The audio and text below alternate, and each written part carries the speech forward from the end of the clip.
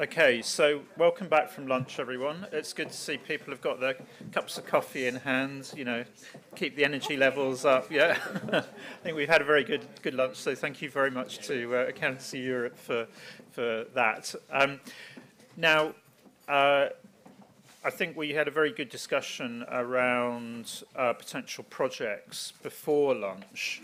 What we want to move on to is the other areas, which, as I said in my introduction this morning, are the areas where Ipsasby does things, but perhaps we've not been as explicit as we might have been about what are we trying to do, how are we trying to do it. And so really, in putting themes D&E into the draft strategy, we were trying to raise awareness of this issue and to begin to think about it.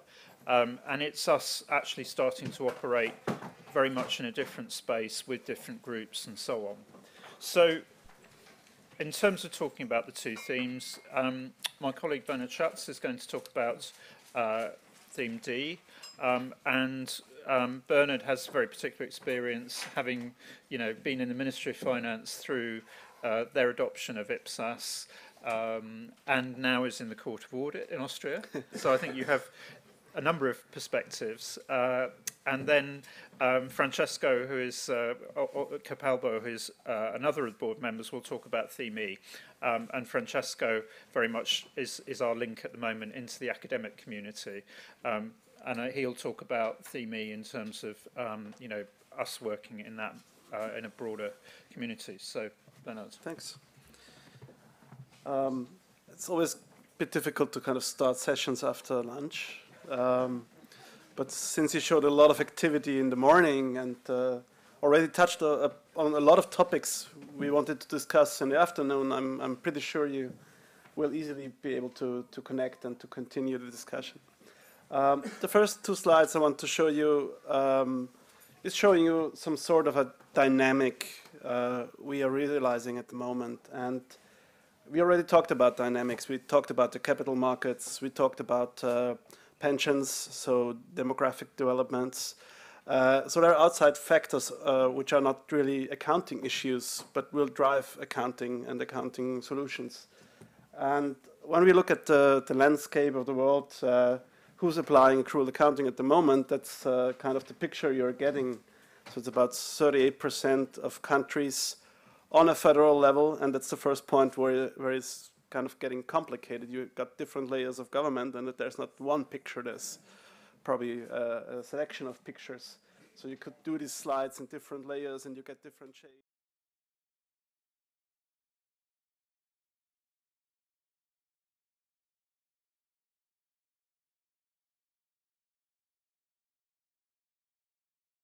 We talk about accrual accounting. There's a notion of harmonized accrual accounting. So a general international standard setter like Ipsos, we have a notion on a harmonized way of accrual accounting, but that's really accrual accounting in kind of different ways.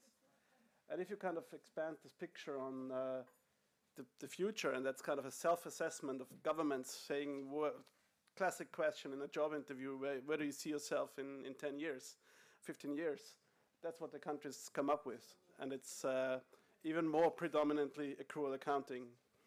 And to be honest, I think you certainly have to recognize that there is some sort of a confirmation bias. So people tend to be very optimistic sometimes about what's capable of achieving in a certain time span, but nevertheless that shows their intention. So there's some need, or at least a feeling, that accrual accounting could be useful for them. If we kind of go back and forth on this, you can kind of see where the dynamic is going on. So it's South America, it's Southeast Asia, and it's Africa. And if you can identify Europe on the slide.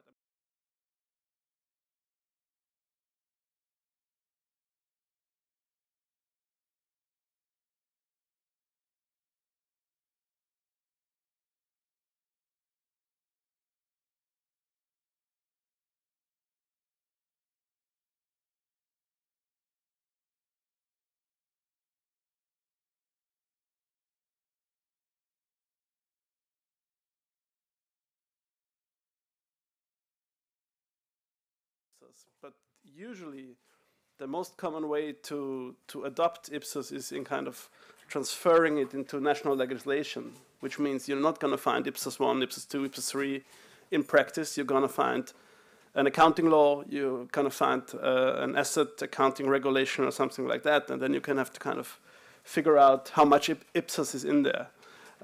If you want to know more about this job, I guess you can ask Patrice, who did that job for Europe a while ago. So it's a really tricky and complicated issue, I think, in a nutshell. So coming from this dynamics, our question we asked us as a board was, what's our role in promoting the adoption and the implementation of Ipsos? Most certainly, we feel strongly about that. So we are very passionate because we do think that these are high-level quality standards and they improve decision-making and accountability. So we want them to get implemented. We want them to get adopted. But at the same time, we have to sort out two questions.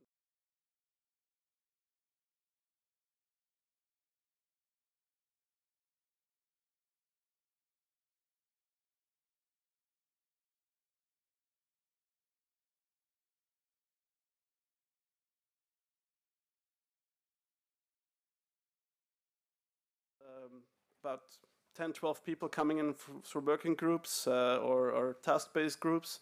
And we got 8, hopefully 9 something full-time equivalents in the Ipsos-B staff. So that's kind of the firepower we're talking about.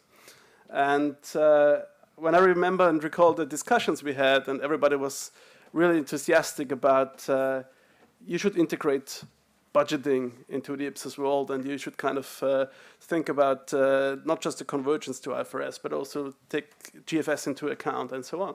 And all those arguments were perfectly right. There's no argument stating that that's not the way to do it, but the question is who is going to do it and in which capacity. And that's where this kind of slide come in, and I mean, that's our view on a division of labor we would propose. So we are on the view that there is the entity using accounting standards, in our case Ipsos standards. They might make some use of consultants and contractors to help them along the road, not necessarily, but most certainly they can. There are supranational governments, organizations, regional organizations like, for example, the IMF or World Bank, or even professional associations like INTOSAI, the International Network for Public Sector Auditors, the OECD, and so on. So there are many of them. They have a certain position of good practices, a certain position on what kind of reporting needs are in the public sector. So they also join this group. And then we have the Ipsos-B as a body. And we clearly see our role in the promotion of the standards, because that's kind of following the lines on, if you do something good, talk about it. So don't be shy mentioning it. And the second part is about technical guidance, because usually if you have and Ian already talked about this, if you have an implementation project, it's not the standards is not kind of resolving everything. It's not ending the story. It's the start of the story. You take the standard, you look at it, and then you kind of have a lot of questions in your mind, a lot of procedural issues. And the question is, to what extent can the board give you some technical guidance on these issues? And I mean, to this kind of 2 bullets, we have, I think, a quite active outreach program if you compare it to other boards that are around in a similar nature. What we talked about is, at the moment, it's member-driven. So if there is a strong relationship between the member and the institutions in the country, there's going to be a relationship, there's going to be contributions from the Ipsos-B to certain events. We don't have kind of a policy at the moment on whether or not it's possible to get an Ipsos-B input to a certain type of conference. We are, at the moment, I'd say it's fair to say, not actively monitoring schedules of big events, asking ourselves whether or not we have to contribute there. So that's a bit the discussion we have about the promotion area, I guess. And again, it's coming back to capacity, because people are not available all the time, and then somebody has to cover the cost. I think it's more straightforward on the technical guidance side. And as we discussed already in this group, not every public sector specific issue might have to be addressed with a standard. And I think that's very important for us because, and maybe we have time to kind of touch on this as well. If we follow on a standard or we try to come up with a standard, usually we talk about, and John, correct me if I'm wrong, but at least 1.5 years, I'd say, and that's quite a quick standard. So there's a lot of work going around for a standard, but it's easier for us to give an at a glance, maybe just a summary of a certain economic phenomena, type of transaction. We do webinars, and I think that's a good thing, in different languages, where people who are either staff or members or technical advisors, I guess, give a view on the standard and how it was developed and what the key points are. And we do staff papers and questions and answers. And those are kind of, you could call them kind of limited effort areas where we can put out a nice piece of work in quite a short amount of time on a considerable effort from the board. And we hope that is kind of also helpful and helps to resolve some of the issues we can't address with the standard setting. And I guess the really big point from us is getting your feedback on how do you think how useful that could be, because we are kind of struggling with these capacity issues like any entity would, and giving us direction on whether you think that's useful, or you'd say if it's not a standard, it's not of any worse for us. That would be helpful. Maybe to give you an idea about how we work in practice, we just thought about giving an example. And since we're in Europe and we are in Brussels, the obvious example was the EPSOS project. And Thomas touched on the EPSOS project in his introduction. And to be honest, if you know the history of the EPSOS project, you will be aware of the fact that at the very beginning there was an assessment whether or not EPSOS would be suitable for the European Union. And at that point in time, I think for very sound reasons, and the criticism was about the governance structure and the lack of certain type of standards, it was rejected being suitable for Europe. And I guess instead of being a bit angry about this decision and kind of shying away from getting into touch with the people, IPSOS-B decided to help the group of European countries along the way, because most certainly at the moment you don't have any EPSOS standard, so you have to start somewhere, and the obvious point to start is the IPSOS standard that is out there. And what we are currently doing is we are participating in the working groups, mainly giving an idea about what's the IPSOS standard about and why is it compiled that way and what kind of notion is behind that, and just helping Eurostat and the group of member states to make an informed decision, because that's what they're trying to do. They want to decide on whether there's a suitable set of accounting standards for the European Union, and we really try to inform the decision making on that. The same is true for the working group itself, where the IPSOS board is an observer and is kind of giving updates on the development on the IPSOS or for specific issues. And there's also a regular working relationship between the Eurostat staff and the IPSOS-B staff, because getting heads around military assets was mentioned. I mean, that's a very interesting issue, and it's getting even more interesting if you multiply it by 28, 27, whatsoever. And that's really getting that down to the technical questions you have to answer with an accounting standard. It's not always an easy job, so it's kind of a joint undertaking to help us along the way. And I mean, that's also a clear point. That's never going to be an IPSOS implementation. So if EPSOS follows through, they might be inspired by IPSOS, and there might be a lot of same concepts used, but it's not an IPSOS implementation story. And I think the point is that we as a board are more than okay with that, because we recognize we are an international standard setter, but there are different jurisdictions around, and there are different legal requirements, different elements of administration, democratic constitutions, and so on. So we are not regulating that. So if there is a need to get some national element to that, that's totally fine.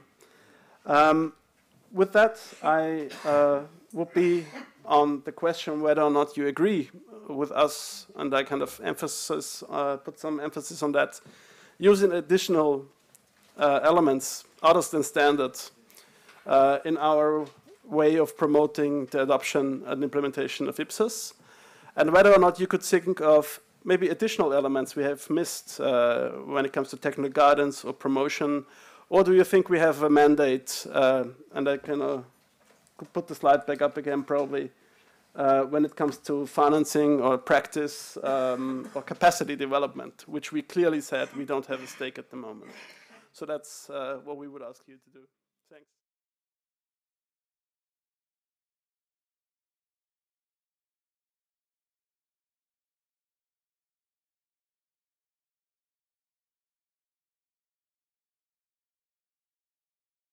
Discussions, and then we'll just take some points from tables at the end of that, and again get you to fill in your voting forms before we move on to theme E. Yeah. So. Okay.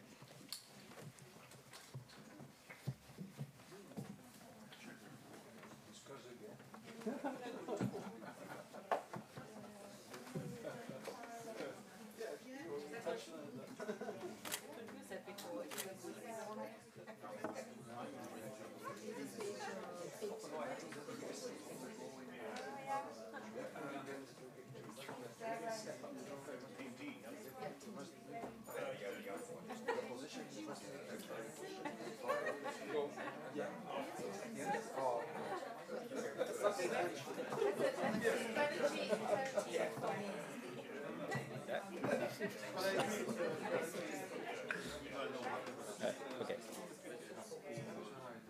It's feel embarrassed. No, come on.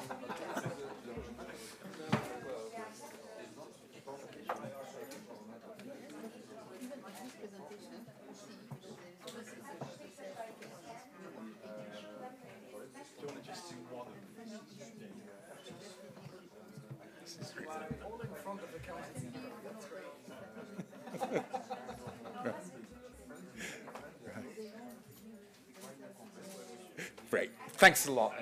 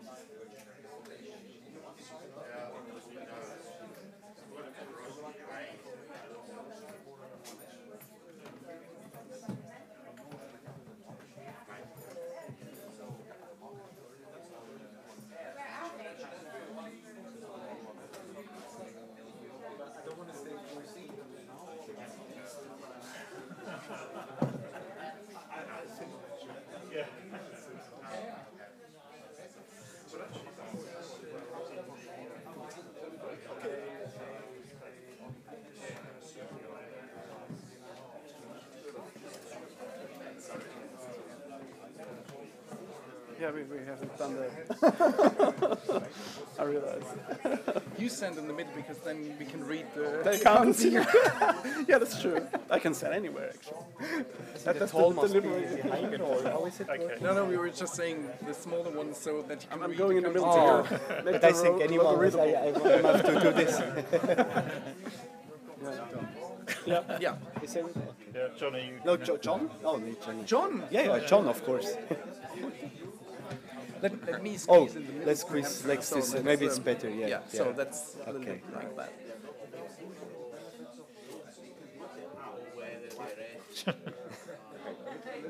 Summer break for us.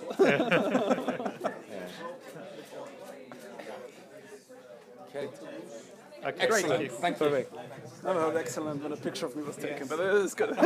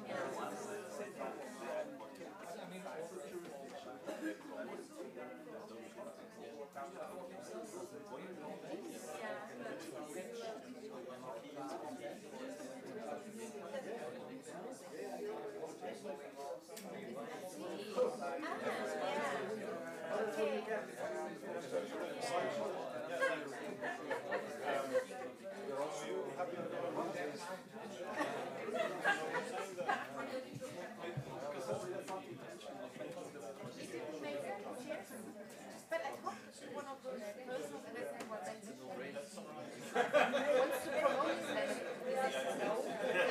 I read it. It's there.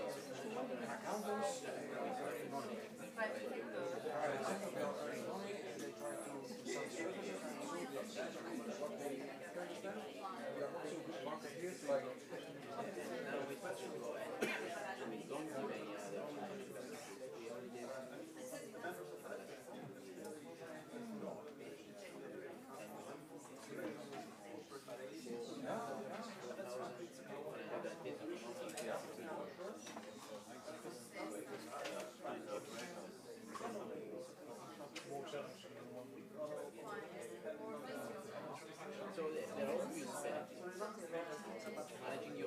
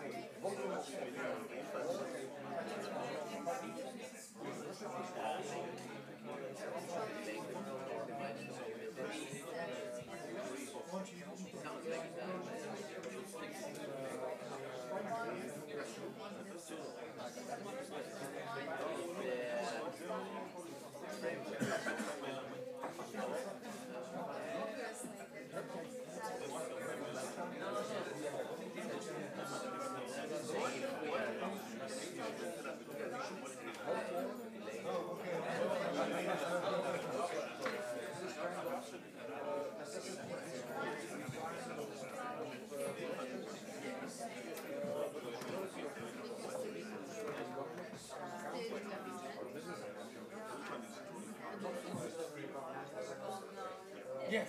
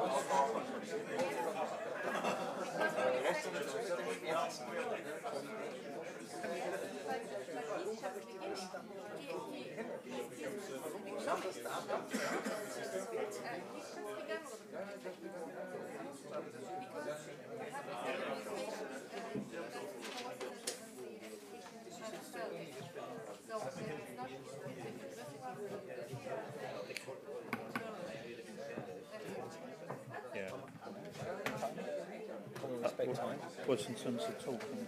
Yeah, in terms of talking time.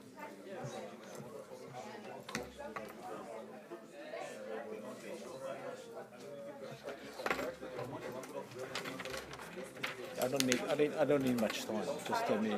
Tell me. So, I mean, I think I'm sort of allocated 5 minutes, but if it's 10 minutes, then No, it'll be 5-7 minutes, no more than that's that. fine. No worries.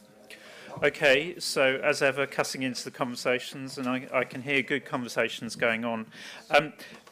What it's been suggested is, as with the discussion before lunch, where we picked up in plenary themes A and B project recommendations together, the suggestion's been made that we pick up themes D and E together in terms of plenary discussions. So what we're going to do is then just slightly alter the running order and ask Francesco to talk about theme E, then have some table discussions around theme E, and then we'll bring it back together as a plenary discussion after that. So, Francesco, over to you. Thanks. Okay. Thank you, Ian. Thank you all. We'll get straight ahead to the slide. Okay, well, I have a few words. They're just two, but they're very thick, so beware. So of course, there have been saying many words on accrual accounting, cash basis. I will not go tracing back the whole story. Just what I wish to say today is, of course, with accrual accounting, we just follow the whole health of an entity. So it's not just the cash and the financial part, but the whole health. So what I'm asking myself and asking all of you, if a family has to control whether the goals are sustainable, the goal that is got for its kids, would the family follow just the financial information, its financial resources, or will also consider whether the houses, the apartments, and what is worth something or is crumbling? So what I'm trying to say, as a family, I will follow not just the state of my financial resources and the change and the reasons of the change, but I also will follow the whole resources. So, and the same has to work, of course, when we get to public entities. And public entities have to consider both all the resources, both the financial and non-financial resources.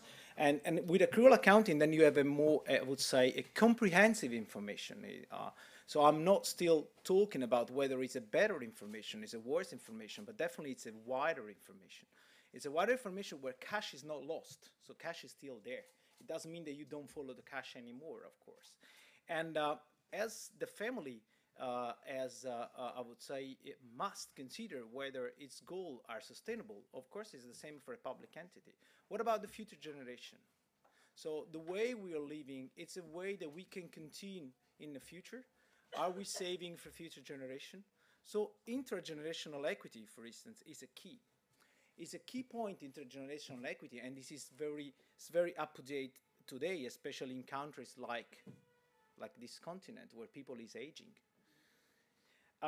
Therefore, but intergenerational equity is a very tough word. It's the key, but it's not the only thing. I mean, there are many information that I got with accrual accounting. There are information that are concerned with that even from a policy budget perspective, a statistic perspective, and accounting perspective. I try always to make a little example to my kids that are kind of younger than you are at the moment. No offense, but this is a matter of fact. And and they're much younger than I am, of course. And if you take two municipalities, right? One municipality is taking care of its roads, is doing maintenance, and is spending money on maintenance. The other municipality is not doing any maintenance, it's not spending money on maintenance. The second municipality will have a better financial position. But will it really better off than the first one? Just a question. Probably not. So probably we do need to have that information. It doesn't mean that I start following that information, I will not take care anymore of the cash flow, because if I don't care about the cash flows, I will not be having cash to pay the maintenance. So the two things are together. And so, of course, we are strongly supporting, and as IPSAS and IPSAS members and all the, has been said before, to raise awareness about the importance of this kind of information. But we're not alone. We're not alone. We're not alone because there are regional and national organizations that are doing the same. And most likely, these regional and national organizations are doing it with a strong link with the background. So they do know the needs of that particular background. And since this is a topic which is really multi-phased, of course, in different environments, you might have different needs from constituents. And we need to know those needs, because diversity is a value. Oh, sorry, I remarked that. Yeah, sorry, it's diversity. That's great. Yeah, that's it's much more rocky. It works in? All right, okay. So diversity is a value. Everywhere diversity is a value. But also, if diversity is a value, I think cooperation is even a greater value.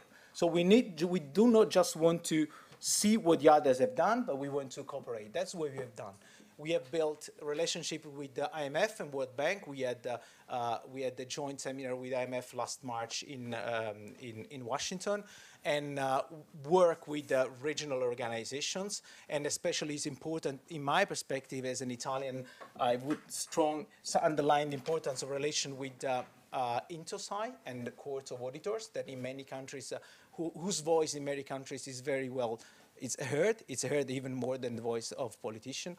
Participate in key events and engaging with the others, but also taking part in trainings, so helping in training people from different organizations. And also, I won't go to the last one, contribute to the governance finance statistics. I must confess that as an academic, as an accounting academic, when I stepped into the board, I knew just a little about GFS. Well, maybe even less than a little.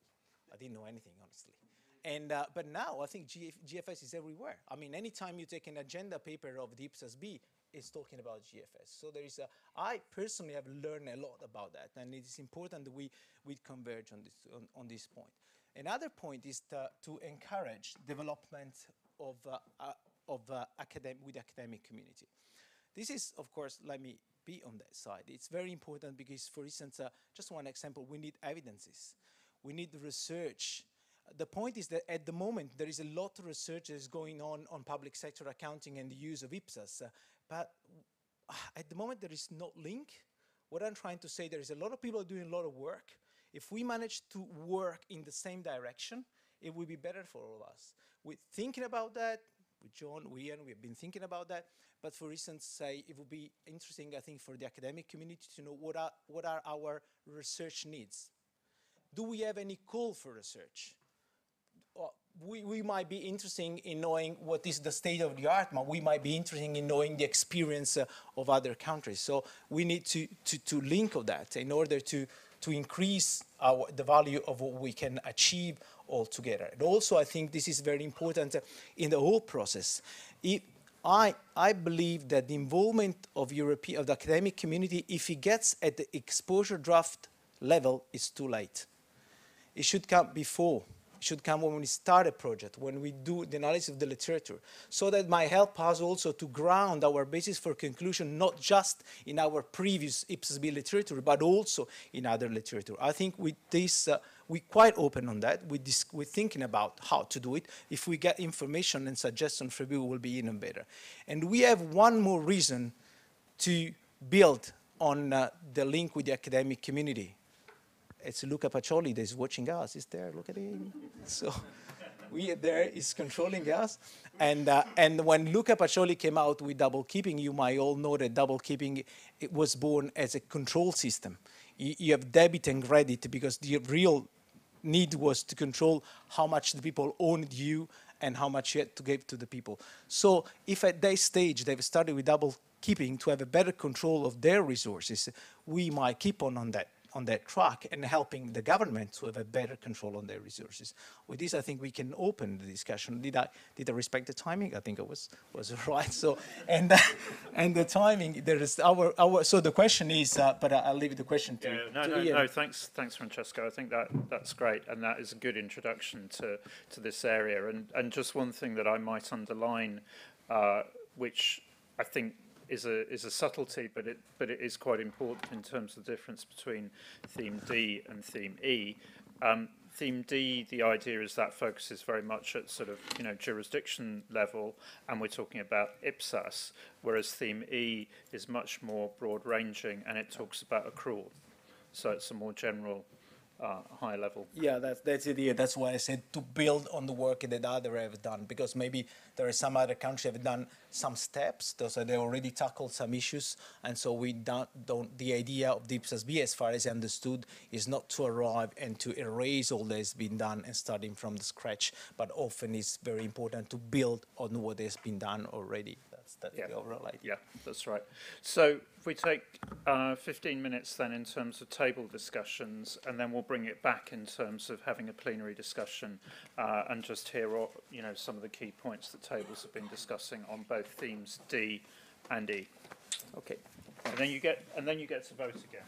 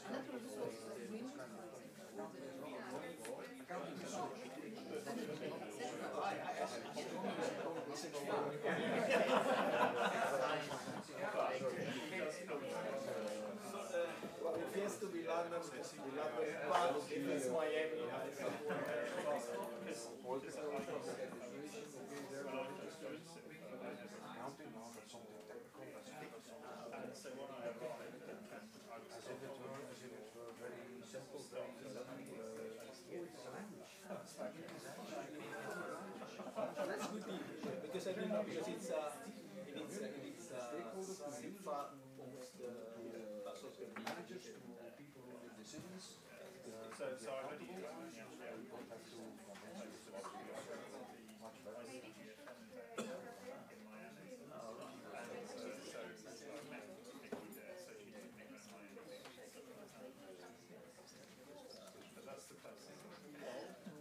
That's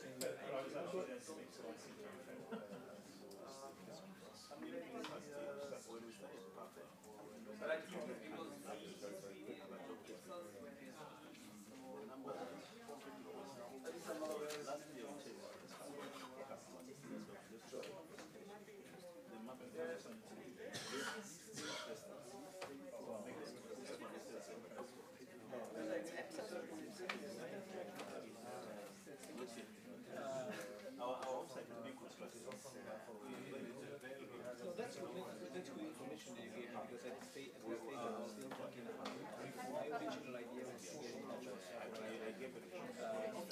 which is pretty much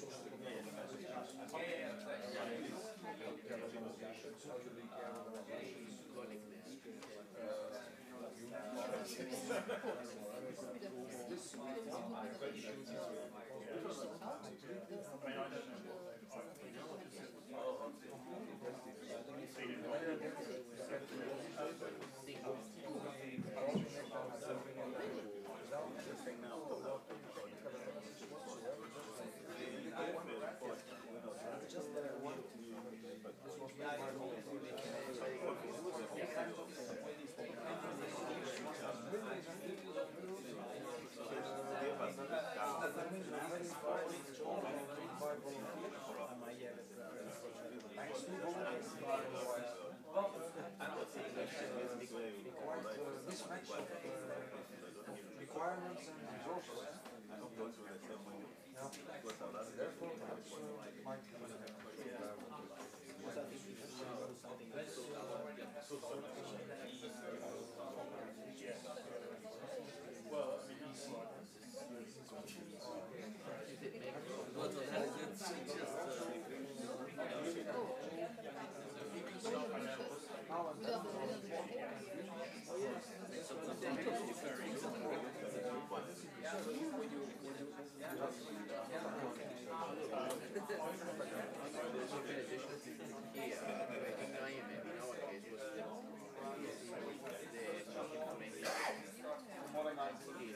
So if they have the right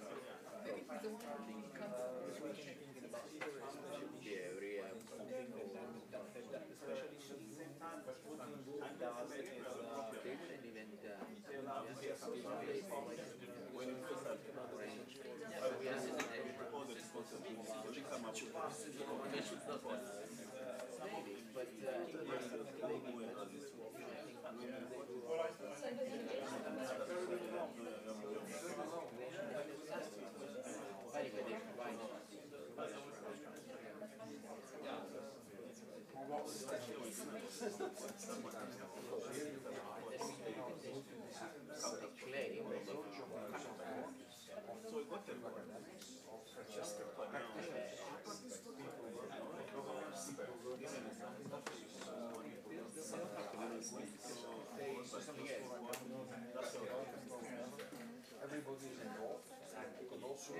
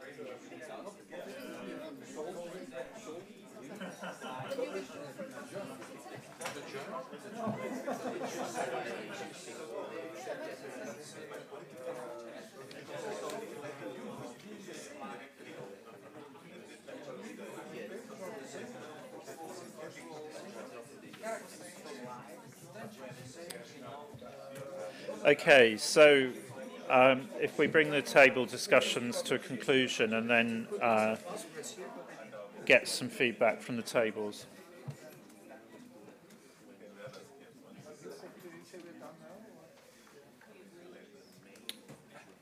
Okay, so given we picked up both themes D and E, if I could get some points from any of the tables on your thoughts on this. Jens. Now better prepared.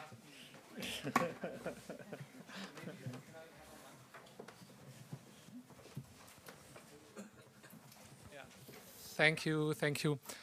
I mean, we thought of maybe two main points. So the one side, with regards to promoting and adopting IPSAS, was providing technical guidance. I mean, we had this idea of having an interpretations committee that will also be a contribution in the adoption of IPSAS, and countries or jurisdictions might be more willing to go in that direction when they know, when they have questions, that there is an interpretations committee helping them in the implementation. So that was one point. And then with regards to capacity building, I mean, one point that we discussed was success stories and best practices. So have a little bit more, a better overview on what are really the best practices to look at. That would be certainly helpful in the IPSAS adoption. And also material that is explaining the standards. So, I mean, there is already a lot of going on in terms of webinars and so on, but there, I mean, on the basic standards, I mean, IPSAS 17 and so on, so there could be a little bit more background probably on that. And then one thing that we discussed was on the illustrative financial statements of having that. So also going the direction of best practice, but that could also be something that would help in promoting the adoption of IPSAS. Yeah, that was it in a nutshell. Okay, thanks, Jens. Yep, comments over there. Thank you. Just a couple of comments. We basically agreed on theme D with one important proviso that maybe adoption and implementation might be separated out. They're very big, chunky pieces of work, and to roll them into all the one might be worthy of reconsideration. And we would also question the resources available for the implementation side. And we'll go back to our question we asked this morning: what does adoption mean to different people? Thank you. Okay. Yeah, I'll take any more comments before sort of responding. I mean, I think, yeah, Thomas. Yeah, if there's nobody else, then again, I would touch on the points which were discussed in the CAG. Again, and this is why it makes a lot of sense to have theme D and E discussed together. The CAG had a discussion regarding priority between D and E, and actually, when looking at what happens currently, I think the CAG came up with the view that at short term, I think there should be priority to theme E, so advocating the use of accruals, the benefits of accruals, and kind of under which consideration accruals make sense to the public sector in the short term, and on the long term, then kind of advocating the implementation of IPSAS based on that. I think that was the first point. In kind of promoting the benefits of accruals, I think the recommendation of the CAG was to link the discussion to kind of issues which are of societal importance in order to get more kind of attention in the broader press. Things like, and I think Francesca has already mentioned that, demographic changes. So who is to kind of bear the burden of pensioners in the future, as an example, climate change. So what is the impact of climate change to public sector infrastructure? How to cover that, and how to get kind of a clear picture of what is the shape of infrastructure being impacted by climate change. But also kind of income inequality and societal issue like that. With kind of a reflection to social benefits needed. So I think there is a big link between what the board is doing and the big social issues, and that should be emphasized a little bit more in following up theme E. I think in summary that was the CAG discussion on that. Yeah, thanks, Thomas. I mean, it does come back to sort of, if you like, what's our role? How can we actually work with others, really, in terms of that? There's a kind of, you know, there's a multiplier effect and all that kind of thing in terms of having an impact, but it's also about the dialogue about relevance. You know, the evidence base, I think, is an important part, because, you know, if people are having a conversation about, well, what's the relevance, how does it work, and so on, actually, the stories, the sharing of experience, the value add, I think becomes really important. Yeah. Just one issue which I just forgot regarding implementation. I think it was mentioned by this table over there.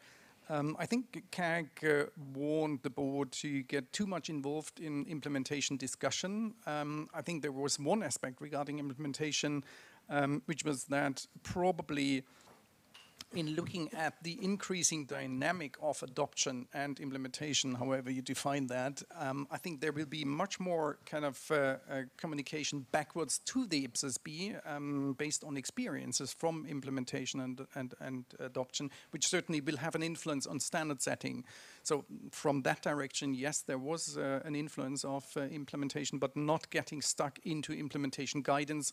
I think the CAG very much followed your table of shared responsibility and where is your stake. You should focus on standard setting and take into consideration experiences of implementation, but not try to kind of build bridges towards implementation guidance. I think that's... And I think that, you know, back to the point being made over there, I think we should be clearer about more general, if you like, support for adoption, for a move to accrual, or if you're already on accrual, from national gap to IPSAS-based approach. I think that's different to then support for implementation in terms of new standards, different focus, different audiences, and you know, I think the table starts that process, but I think there's probably more thinking that's actually that's actually required. And then I think that does link into the sort of points that were coming out of the discussion on your table there, Jens, because I think this is where the board is actually moving. And if you look at the overall picture that Bernard painted in terms of the move to accrual reporting that, you know, is going on at the moment, then what's our responsibility as a board in terms of supporting the specifics, the generalities of that move? And we've not had to particularly engage with that before. We've very much been focused on we need to get standards in place. Well, actually, this is now what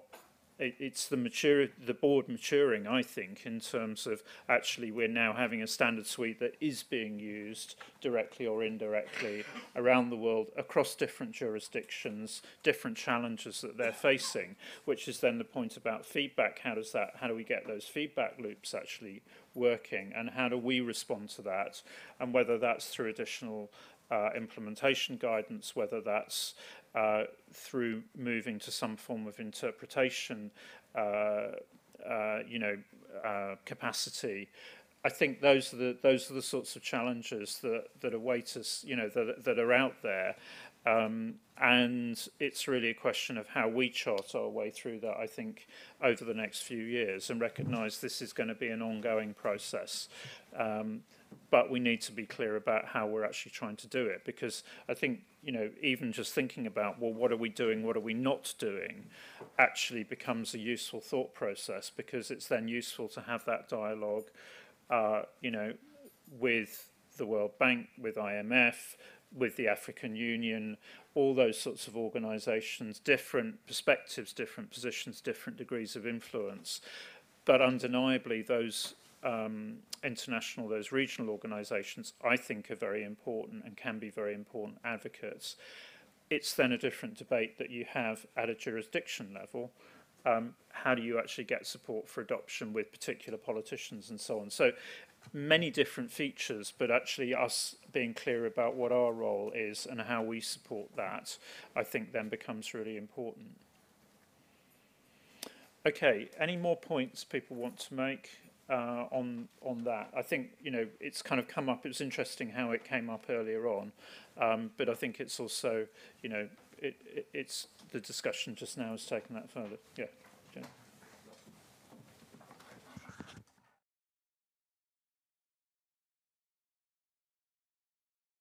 Let's suppose that many countries, many jurisdictions are adopting and even implementing accrual accounting all over the world. Let's suppose that this is true, that this becomes the reality. But all these jurisdictions and countries do not follow IPSAS, but for instance, in a first jurisdiction, their own business accounting legislation, in another jurisdiction, another differing system, in another jurisdiction, again something different, then the fourth one, IPSAS exactly, then the fifth one, almost IPSAS, then the sixth one, and again and again. How would you react from the IPSAS board? When would you be satisfied? Would you say, oh, everybody is using accrual, that's fine? Or would you say, oh yes, but we have created an enormous different system, or drifting apart system, or something like that? How would your reaction be, if I may ask you? I mean, I think in an ideal world, you would say there is one set of standards, there is one way of actually doing this. I think we have to be realistic about it, that at a first stage, you don't, you know, if you're in a jurisdiction, you don't necessarily have the same drivers as there were for IFRS adoption. Actually, it's quite a big leap as a government to say we are going to invest in actually moving our accrual accrual reporting, let alone to accrual budgeting, and that discussion has to happen at a national level.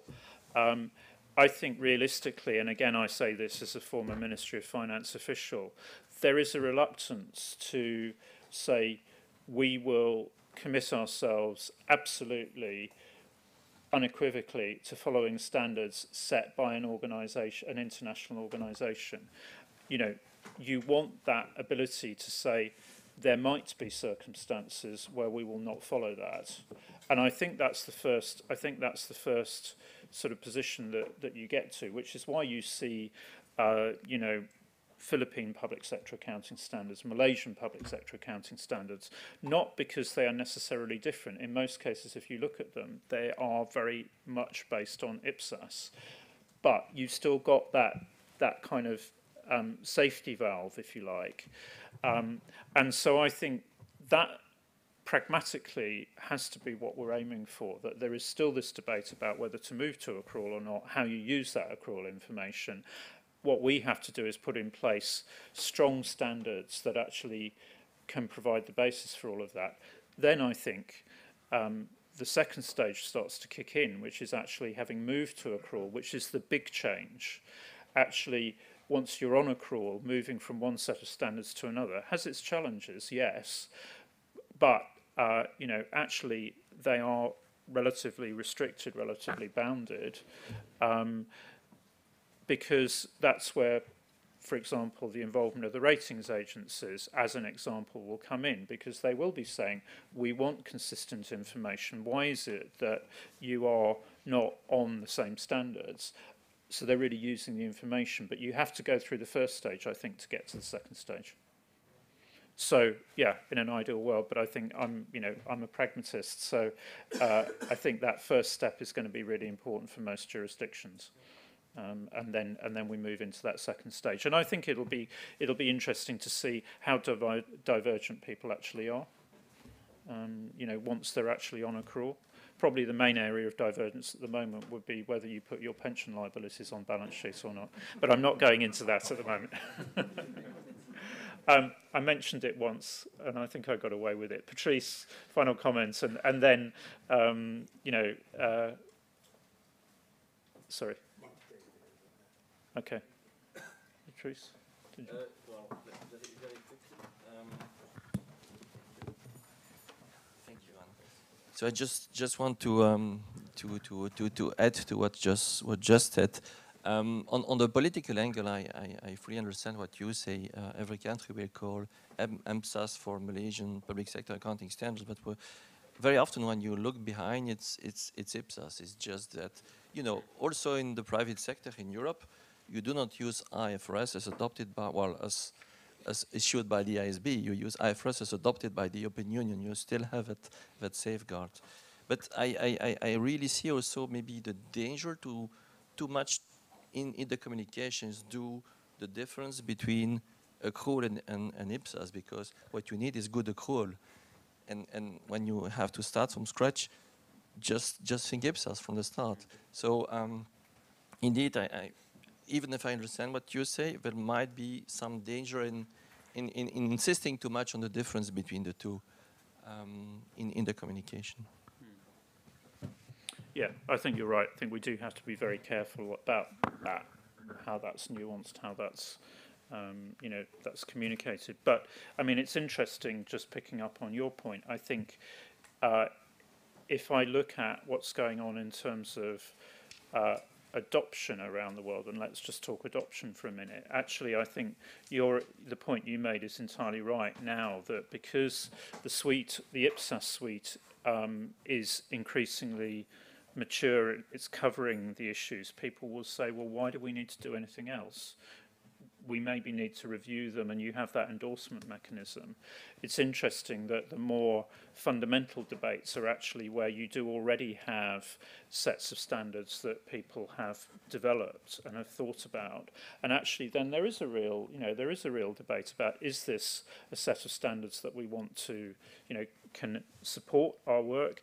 Is it a set of standards that we want to in some way, you know, adopt and implement? And so that's perfectly fine. Why shouldn't you have that debate? I think personally, I think that just strengthens our standards as, you know, we draw on that experience and we respond to that debate. And I think that's what you can see happening through the debate in Europe around, you know, it's in the EPSAS arena. But I think that's produced, you know, the background information that's been produced for that, the evidence that's come through that. Certainly we've been listening to that debate, and it's certainly, I think, strengthening our debate. So I think we just have to, that's the environment we're in over the next few years. But I think we as a board must respond to that, must embrace that, you know, and be open to that debate. Yeah.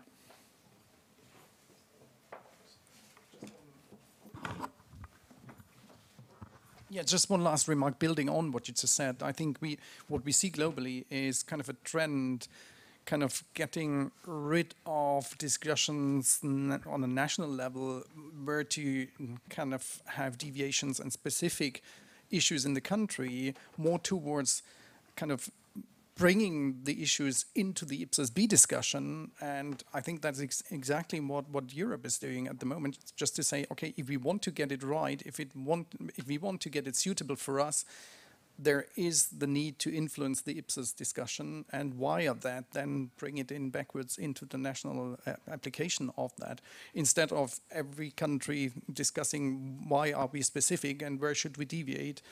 I think we see much more kind of dynamic discussion involvement of more and more countries in the Ipsos B discussion, which is a good development. Yeah, absolutely. And I think I'm sure the IPSASB members that are present would agree with this. I don't think the IPSASB sees itself as having all the answers. I think that's actually why, you know, it's really great being involved in the development of standards and thinking in terms of how accrual can support stronger public financial management, because we don't have all the answers. There are still significant areas of debate, discussion, and so on. But I think it's that debate and that exchange of ideas which will inform that as we go forward. I think that is really important, and that's really what these kinds of fora are about.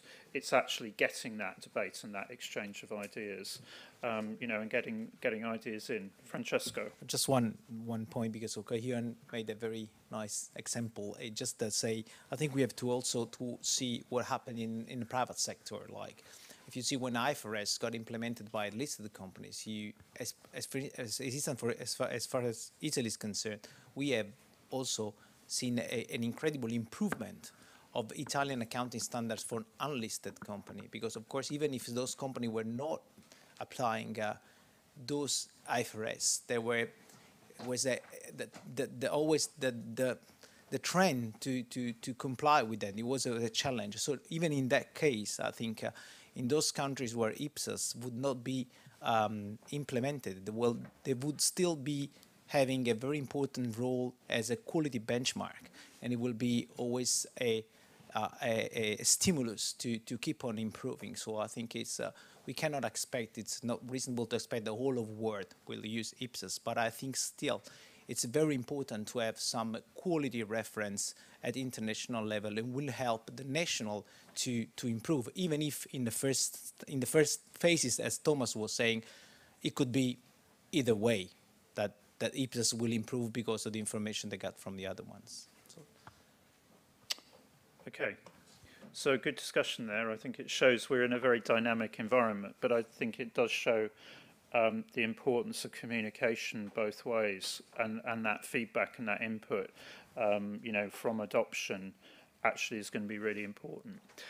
So if I can ask you to fill your forms in on both those questions against themes D and E, and then we're going to break at that point. Then we come back and we'll pick up a little bit of the perspective in terms of theme C, but then focus in specifically on the challenges around social benefits. So if you can fill your forms in, and then if we can say we will start again at 3:25, please.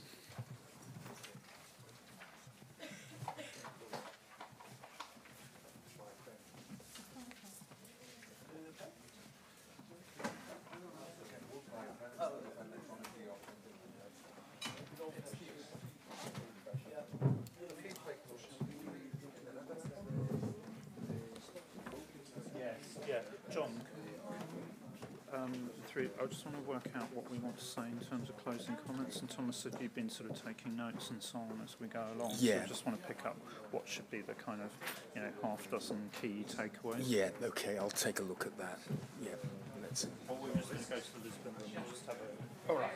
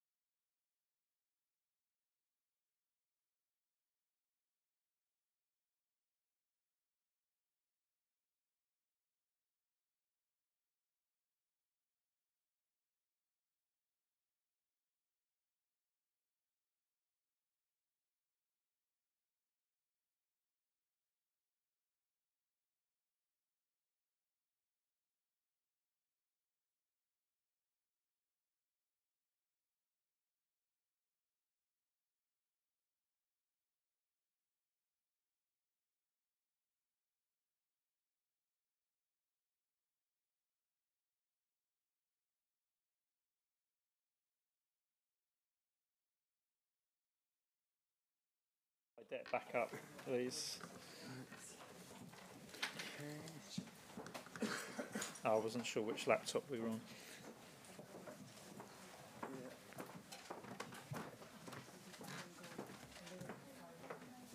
Oh, okay. So I'll just click through. That's fine. Deja vu from Short recap. your day. Yeah.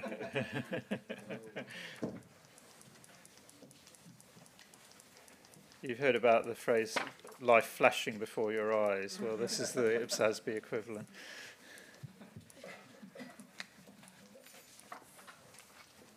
Okay. Right. So we've been through, if you like, at a high level, the material that's in the strategy and work plan. And one of the areas that I know has come up in the sort of, some of the side discussions is this question around theme C and what exactly are we proposing to do? What are our thoughts in that space? And is it right that there isn't a specific project that we're proposing? And I think, probably the first thing to say is not that, the board doesn't see this as important. Actually, one of the reasons for proposing it as a theme is actually to say we do need to start to do some work in this area. The question is, do we do that on our own? Do we do it with others? And I think that's where actually there is quite a lot going on in this space, whether you're looking at integrated reporting, whether you're looking at what ISB is doing. And a lot of that actually, without too much of a stretch, you can actually see applying in the public sector. Indeed, if you look at integrated reporting, and I've been involved, in some work in that space through my work with SIPFA. Actually, I think the ideas in integrated reporting can more easily sit with the way in which the public sector thinks about itself in terms of its impact on society, in terms of the fact that it's used to thinking about services, targets, outputs, all those kinds of things. So, the question is not, I think, will we, to reject ever doing anything on it. The question is now the time really, bearing in mind limitations on resources and the other pressures. And so that's why what we're actually proposing is that we should, more actively engage with these projects. And for example, question that we're kicking around at the moment is ISB is putting together I think they call it consultation group. Yes, that's right. Yeah, in terms of in terms of their review of management commentary. Well, actually, shouldn't we aim to be part of that group? Similarly, having a closer dialogue with the International Integrated Reporting Council, things like that, so that actually we are taking, even if we're not putting any projects in place in this space, we're actually saying we will take a more concrete step. We will actually involve ourselves in those, and actually then we will report back on what we're actually doing in that space. And I think that report back, that link to where our plans are in terms of use and resources becomes more important. So we are saying this would be an area that would be visible in terms of what we're doing. We're just not proposing specific projects at the moment. Now, having said that, in discussing putting the strategy to bed for consultation purposes, that came up at the same time as we were actually finalising ED63 on social benefits. And one of the key debates was really over what's the role of long-term financial sustainability information linked to how do you actually report social benefits within the general purpose financial statements. And that was really why we started the project that became RPG1 on long-term financial sustainability in the first place, because we were conscious of the limitations around financial statements, general purpose financial statements, and the need for something more. So that was where that project came from. Now, really then in finalising the exposure draft, that was where the board had a debate around that, should we make that guidance mandatory rather than recommended? And that was why we asked some questions in the exposure draft. So given that social benefits is one of the most difficult issues that the board has had to deal with, and it has been on our agenda for a long while. The first work was done on this area back in 2002, 2003.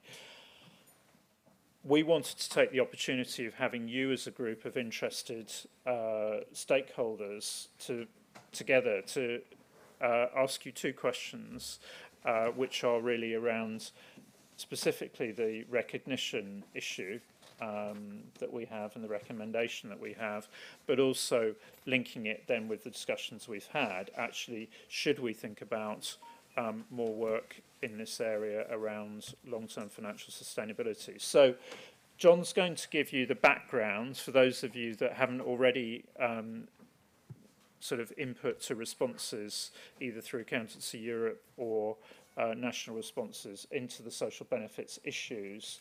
And then we just want to get your feedback really on those two issues in terms of having heard this, what do you think?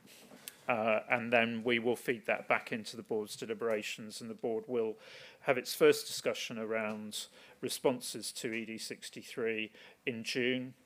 And at the moment, the target is that we finalise a standard by the end of the year. But that's subject to what people say. And if people say we've got it wrong and we have to think again, then we have to think again. Okay. Yeah, thanks, Ian. And Ian, I think, has very neatly given the link between theme C and what I'm going to say of social benefits, because regardless of what I say about the different possible recognition points, the different measurement approaches, I think we're all agreed that the financial statements themselves don't give users everything they need to know about the sustainability of programs delivering social benefits. And really that's the case wherever you go in the world. I once made the mistake in Southeast Asia of saying, you know, this probably isn't very interesting to you all because it's a problem which is a problem of North America and Europe. And I was firmly put in my place and told, no, this is a big issue, you know, all over the world. So with that, just to reiterate also what Ian said, we've been doing work in this space. We called it social policy obligations back in 2002 when we started the work. A lot of people who subsequently joined our board got their first exposure to the board through the work they've done on that, including Thomas in front of me, and amazingly, he's still with us as chair of the CAG. If we think about it, it was a major area of criticism in that first scoping report which preceded the initiation of the EPSAS project. They were critical of our lack of a conceptual framework. They were critical of the lack of formal governance. It was also very critical of the fact that one of the major areas of government expenditure, we didn't and still don't have a standard. So in the latest attempt to bridge that gap, we've made a number of changes. First of all, we've significantly narrowed the definition of social benefits. And if we look at that slide, the existing definition is in the, which we're proposing in ED63, is in that green box. All the other expenditure areas addressed on that slide are dealt with elsewhere. At the bottom of the slide, we've got what we call normal commercial transactions. So employee benefits, insurance contracts, straightforward contracts for goods and services which may ultimately be used in the provision of benefits to citizens and other eligible beneficiaries. But they're either dealt with in existing standards, ISB standards in the case of insurance contracts, contracts for goods and services. We've already talked about the fact this morning that we've got a quite complex project on revenue, and they would fit into the IFRS 15 convergence stream of that project. Moving to the top of that slide, if you go back to our last work on this subject, back in 2007, 2008, we included collective services, by which I mean things like defence, street lighting, policing, and universally accessible services, healthcare and education. They were included within the definition of social benefits. We've now taken them outside that definition. They're being addressed in a project on non-exchange expenses. Okay. If we move on, we issued a consultation paper in 2016 that proposed 3 broad options or approaches to recognition and measurement. On the left, the obligating event approach. And within that obligating event approach, we had a number of sub-options. So that approach hid a multitude of possibilities. Then we had something called the social contract approach, you know, parts stimulated by political philosophers like Rousseau, Montesquieu, also by the notion of an executive contract in commercial parlance. The idea of this is that the state may have an obligation to deliver goods and services to beneficiaries, but those beneficiaries also have an obligation to contribute taxes and other social contributions in order to finance those programs. What's the net result? The net result would be that you would only recognise legal obligations. So this would be a very narrow approach to the recognition of expense and liabilities for social benefits. Following consultation, this didn't get a lot of support, and the views reinforced Ipsasby's views that this isn't really consistent with our conceptual framework because it does limit liabilities just to legal obligations. It doesn't include non-legally binding obligations, what traditionally in the Anglophone world we've always called constructive obligations. And thirdly, an option to use insurance accounting where the programme has the characteristics of an insurance programme. And that was really inspired by work going on in New Zealand, who actually use this approach. They now use it for the financials in areas like accident compensation, where they feel that the scheme basically has the features of an insurance contract. So that's the 3 we proposed in the consultation paper, and through that consultation process, we eliminated option 2. I said that the obligating event approach had 5 or 6 sub-options, and they're listed at the bottom of that slide. These are all the points at which we felt an obligating event might take place, giving rise to a present obligation and a liability. And the further to the left in that diagram, the greater the expense and the greater the liability. So on the left, key participatory events. This school of thought suggests that a liability may arise before a beneficiary satisfies the eligibility criteria. Perhaps when they first start making a contribution to a program, perhaps when they first start making, they first enter the workforce. If you talk to some actuaries, they'll actually say it's even before you're born. So, you know, this would give rise to a very large liability and expense. Secondly, a view that once a beneficiary meets the initial set of eligibility criteria in order to establish entitlement, then there is a liability, and you use actuarial techniques to determine how big that liability is. In a context of a state pension, that would mean that when somebody hits the retirement age, you make an estimate of the amount that the state is going to incur for the rest of their life. The 3 on the right are much more restrictive.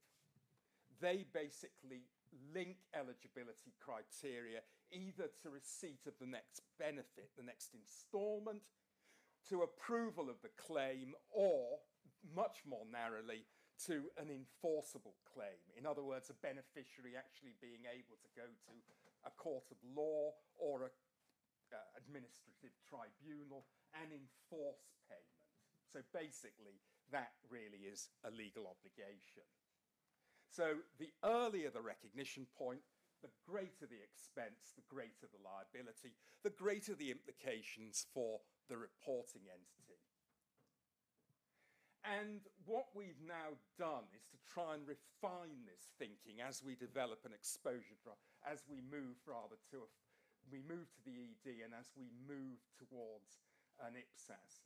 And we're basically saying that the 3 points in that right-hand side of the diagram can really be condensed to 1. And it's eligibility criteria met to receive the next benefit, and being alive in order to receive that benefit is a recognition criterion. What that means is that the liability and expense is restricted at a maximum to the amount of the next benefit payable. And that is the view of the board which was expressed in ED 63. However, there certainly is a view, and this is a view of some board members, given the complexity of this topic, that for some programs, not all, and there will need to be professional judgment to determine which, the obligating event should be at an earlier stage. Staff still aren't very keen. Staff are trying to suggest to most board members that we should, at the very least, eliminate key participatory events. But some of our board members think that key participatory events, obligating event, is valid for certain programs. And then again, that once somebody's met the eligibility criteria, you should do an actuarial-based measurement. Okay. And this is one of the major issues we're having to grapple with as we move towards finalisation of an IPSAS, which Ian has said we are very much hoping will occur quite soon. The disclosures, well, 3 groups of disclosure. We're proposing that, firstly, disclosure of the characteristics of the social benefit scheme, the nature of the benefits provided, the key features, how it's funded, and a description of any significant amendments to the scheme since the last reporting date. Second category deals with amounts in the financial statements, really giving further information on what is in the face of the statement, including a reconciliation from the opening balance to the closing balance of the liability. And lastly, and this speaks to comments which have been made at various points today, that the accrual basis does not negate the need for cash flow information, an estimate of the undiscounted cash flows, cash outflows, and the assumptions used to determine those figures. And at the moment, we're contemplating a 5-year time horizon for those cash flows. This really speaks back to theme C and the point that both Ian and I have made, that if we learnt something from the previous work which has gone on in this area, even though disappointingly it's not come to fruition in terms of a pronouncement, it's that the financial statements can't tell you everything you want to know about the sustainability of a social benefit programme. Why is that? Because if we take the dark shaded areas on that diagram, they're the information components that the financial statements can provide.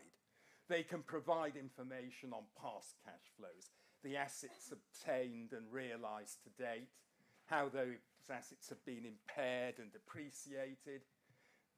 On the liability side, they give information on liabilities incurred and settled.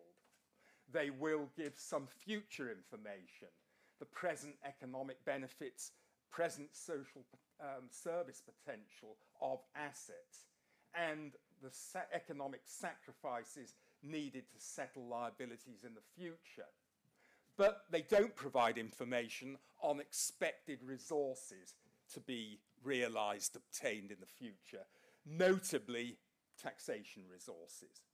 And many of those who argue for rather a limited recognition of an expense and liability do so on the basis that giving a large liability without information on future taxation gives a slightly distorted picture. Similarly, there are a large number of obligations that entities enter into which are not present obligations and don't give rise to liabilities. And they will not be recognised on the balance sheet. What am I talking about there? Well, future expenditure on defence, future expenditures on universal education, healthcare. They're three of the main ones I can think of. So the view is that in order to have a fuller picture, you need details of these cash inflows and cash outflows. And at that point, I'm going to close off. And we've got two questions here. The first question is, do you agree with SASB's proposed recognition approach, the green option?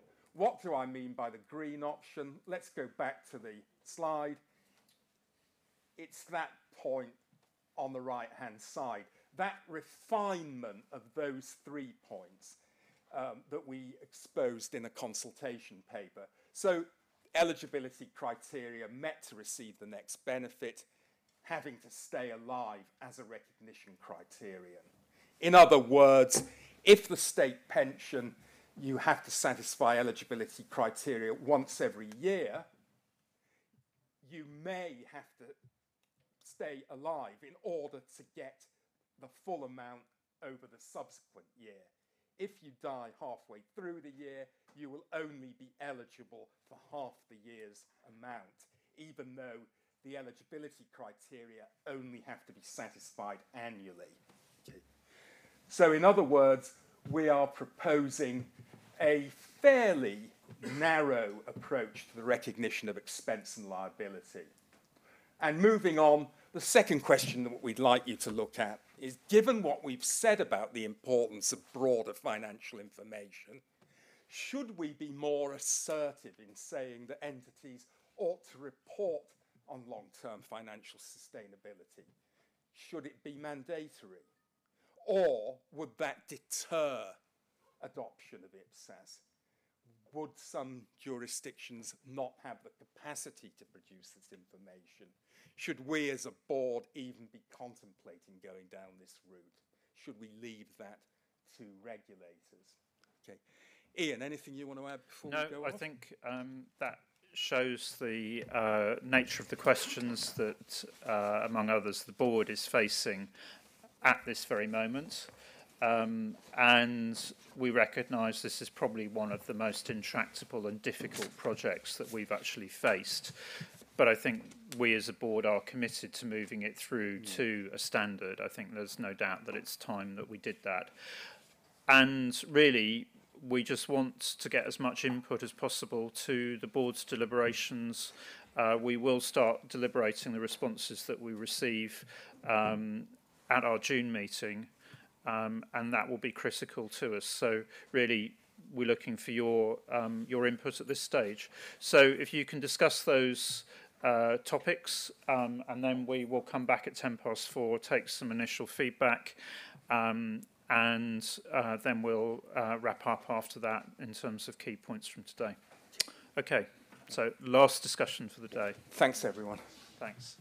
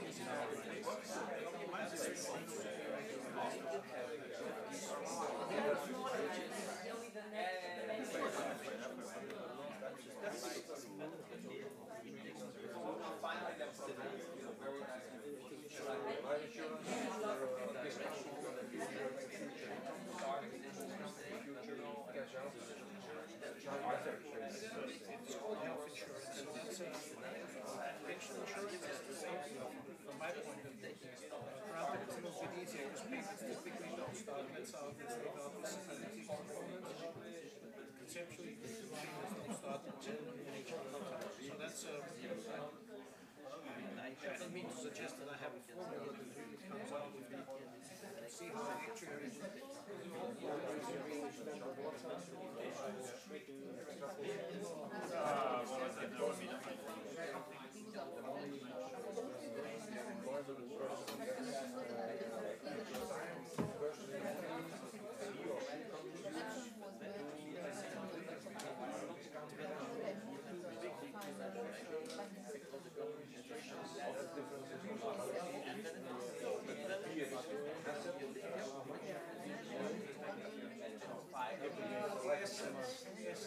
something like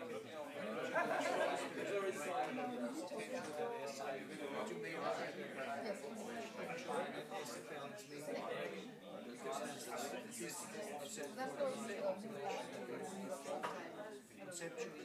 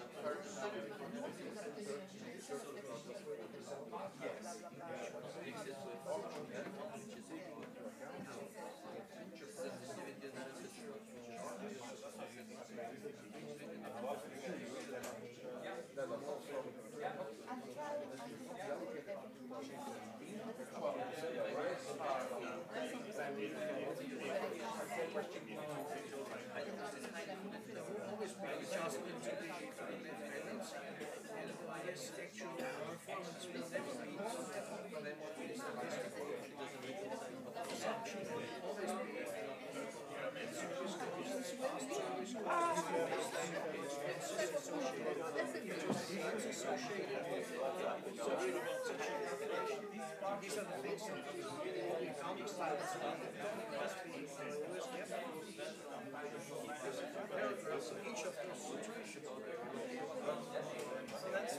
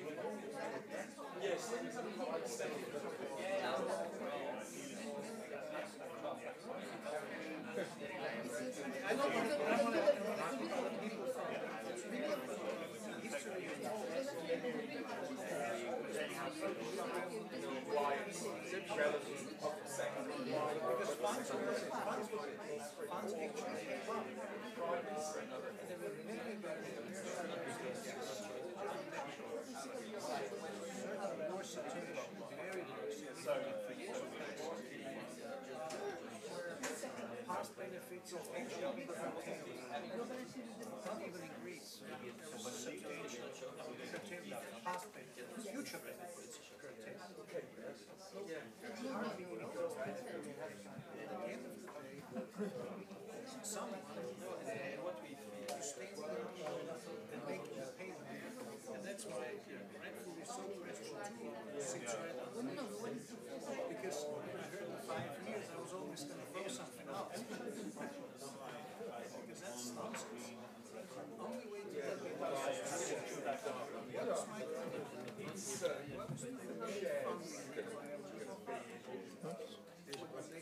Sorry, long way. That one.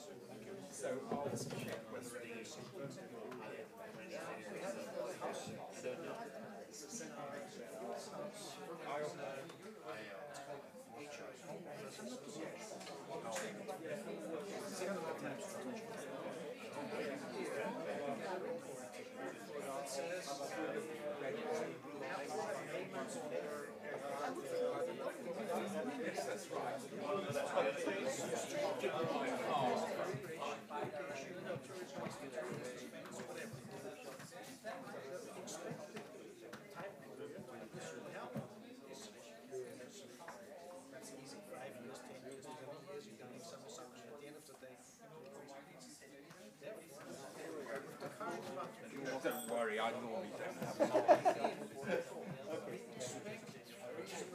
have a word instead.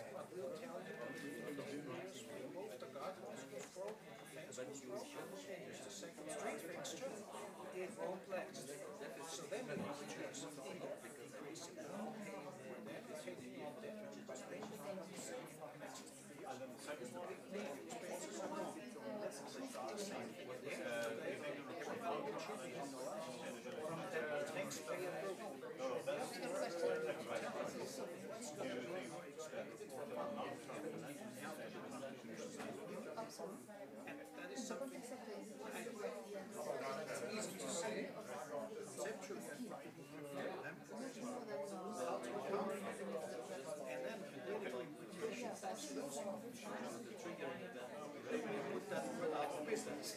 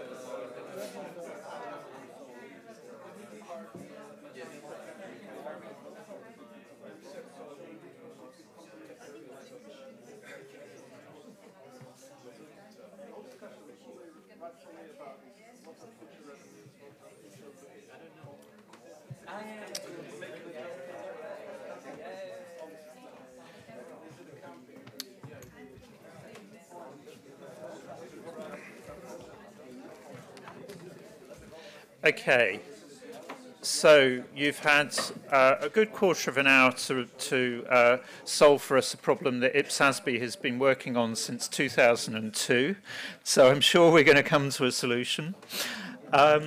Before we just take comments, actually, I'd just be interested to just get a very immediate show of hands. Just to see where we are in the room on this one. So if I ask question 1 and ask everyone who agrees with IPSASB's proposed recognition approach, the green option, can you just raise your hands? I was going to say that, so that's unanimously against. Can I ask who is against IPSASB's proposed approach? Good. Yeah, interesting. Depends on what you recognize. Yeah, and this is a very unscientific. And also, just who's abstaining then, for the sake of argument? Okay. And if we can take question 2, who is in favour of us making guidance on long-term financial sustainability mandatory? I'm not predicating what that should be. Yeah, well, it's interesting then. So that shows, yeah. So supporting the balance sheet. Yeah, and who is against that?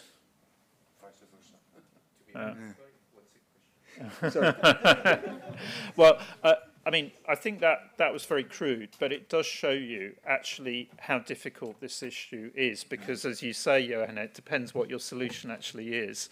But but I just thought that was just interesting then in terms of showing the difficulty that we have as a board in terms of actually moving through to a final standard. Now I'll take just questions and discussion at this point in time. Yeah.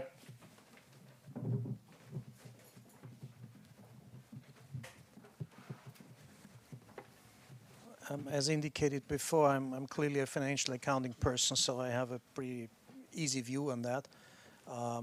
Obviously, by any reasonable standard, liabilities or any obligation should be recognized at the earliest possible date, period. However, the point is not, the point then becomes the measurement. And that's the tricky piece that I think one needs to try to get a handle on, because in corporate reporting we have a service period that we can allocate the expected expense to. What is the service period in public? Now, on a very rough thinking, the net service costs are the service costs less the contribution by the individual. This is all IFRS US GAAP language, so this is nothing fancy. But that leaves a net service net present value of expected future service costs. There is most likely no investment, so we can leave out the interest portion on the investment end. In the rare circumstances, there may be an asset. And then a possible allocation could be the amount of taxes people reasonably pay. I guess there's no service to the government. Unless it's paid for. If someone is a civil servant or military, you get paid for. That doesn't count. So only the contribution in terms of what I contribute in taxes is possible. I don't have any other suggestion. And then the question comes, is that specifically towards your pension, or is that tax that you pay generally? You may consider recognizing a number of types of expenses, being it pension, being it healthcare, being it disability, being it even subsidies for living cost of living, whatever it's going to be. I don't have a full list. I need to start thinking hard. What could be unemployment benefits, less insurance fees, and then they can only be covered out of the total portion of taxes paid. And if I'm looking for some objective criteria how someone could possibly contribute to the expenses incurred by this person being around, it's probably his or her own contribution to the total tax pot, I should say. And if I may, without taking too much of your time, the second question leads into this, because I was about to shout out loud when you mentioned the 5 years. That's about as stupid as expected loss rules take this considering 1 or 2 years. Anyone that runs a bank and thinking of expected losses for 1 or 2 years is not qualified to do so. So it has to be through the cycle, and the cycle could potentially be lifetime. And I gave a very simple example at our table that people can easily follow. Which is less complicated than human beings with an unspecified service period and an unspecified cost to maintain, or whatever you want to call it. So these are my fundamental thoughts on this. I'm sure they're not new to you, but technically all this is around. That shows you how difficult it is, because is it exchange, is it non-exchange? Where do you start, where do you stop? Not only with just that narrow category, but the broader categories of expenditure, and do you put the right to tax on balance sheet? Because there is no logic to putting all future costs on the balance sheet if you're not going to put all future tax revenues on the balance sheet. And what you recognize is only the net. Sorry? What you recognize is only the balance. Discount the future expected cash flows from taxes versus which is why is a point estimate actually meaningful? Actually, that's where fiscal sustainability actually becomes more meaningful potentially, because it's a track through time. It's what's the balance between inflows and outflows and all those kinds of things, and is negative net worth, which most governments have, sustainable? So you know, I mean, I think yeah, you see the problems we're wrestling with. Other thoughts? I mean, I'm going to ask for people to put just thoughts and questions down, because ultimately the board has to make a decision on what are we going to put in the standard, and you know. Yeah, it might be difficult concerning measurement, but I don't think there's a question about the recognition date. I support the alternative view because I think there is no other option.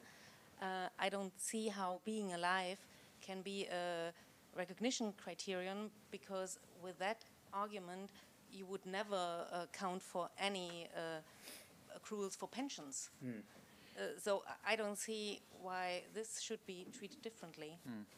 But this is not an employment pension. That's the difference, because you know actually people do accrue some form of entitlement through very different mechanisms, and I think with employee pensions it's very clear that's part of the payment package.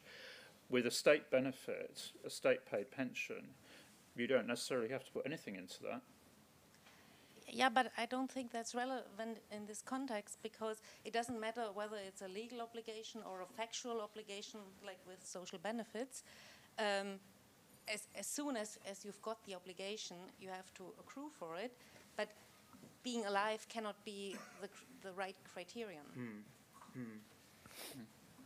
Basically, there's a distinction between what being alive means in those two approaches. As Viola says, being alive for the one would actually very much limit the liability and expense to arguably practically zero. Being alive in the other would simply be one of the attributes you would take into account in the actuarial assessment in order to determine the amount of the liability. So it would be morbidity along with mortality, you know, major factors that the actuary would take into account, and you would get a very different answer. Yeah. But then you have to say, is that useful information? Yeah. Thomas? Yeah, I think that is kind of very much going in the direction the CAC discussion went. Obviously, we had a very intensive discussion and a controversial discussion as well, I have to say. It was not a clear cut in terms of consensus. I think probably we had some consensus, or we had consensus regarding support of the obligating event approach. That was homogeneously supported by the CAG. And I think it was a kind of a clear steer, as the colleague just said, if there is an obligation, and if it is a present obligation, it needs to be recognized. I think that was the clear steer from the CAG. However, I think the CAG came to the conclusion that can be different from program to program, and therefore there is not kind of a clear solution when do we have a present obligation and when do we not have a present obligation. I think when it came to staying alive being a recognition criteria or a measurement issue, I think we still had some struggle with that. I think we had opinions saying there needs to be consistency with other long-term obligations, not going in the direction of employee benefits, because actually I think there was an acceptance that there might be a difference between exchange and non-exchange obligations. But still, I think people ask for consistency with other long-term obligations. So there was not really, I wouldn't say there was not, people were against it really, but there was certainly no support for staying alive being a recognition criteria. But in the end, I think it went in the same direction, because in the end, you come to the conclusion you have very large liabilities on the balance sheet, and then it was raised the question, how useful is this information provided in the balance sheet in the end? And that is where kind of then the discussion around long-term fiscal sustainability reporting came into play, and the question, is the balance sheet, are the financial statements the right place to solve all these issues and to solve and provide and convey all these messages around these long-lasting liabilities, especially given the fact that the right to tax. So in other words, the financing is not reflected in the balance sheet and therefore leads to kind of a structural imbalance. So the question is, to what extent do you want to have this imbalance? Because there's always an imbalance because of this funding by future tax inflows. But the question is, to what extent do you want to have that? And that then led the CAG to have a discussion around what is the impact of funding in general. I think it was very clear that there's no direct connectivity between the taxes paid by an individual and the right to receive benefits, because there might be people which have never paid any taxes, but they receive benefits. So probably that's not the right way to do it. The question was really more general. If there is no funding, if the liability is not yet funded, does that exclude the liability from recognition, yes or no? And actually there were some kind of, the general and immediate reaction was the recognition of a liability has to be independent from funding. I think that's our general, probably the general accepted perspective of that. But at the same time, there were voices saying if there is kind of a question regarding the probability of an outflow because there's no funding, then the question really is, what is the quality of the obligation to be recognized at that point in time? It was single voices advocating for that, but there were voices going in that direction. So.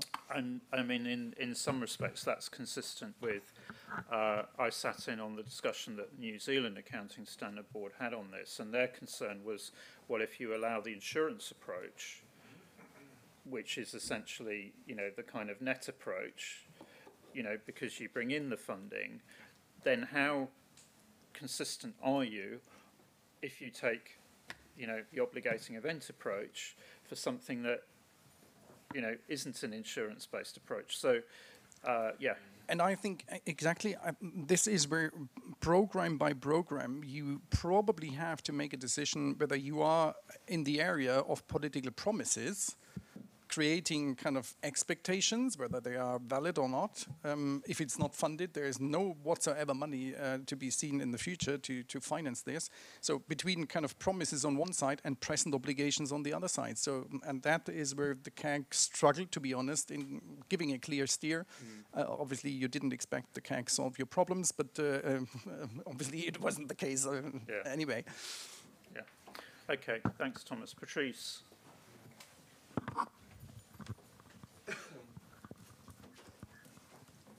Thank you. Well, I have a very strong view on that one. So I would agree with, I would say, a lot of things that have been said already.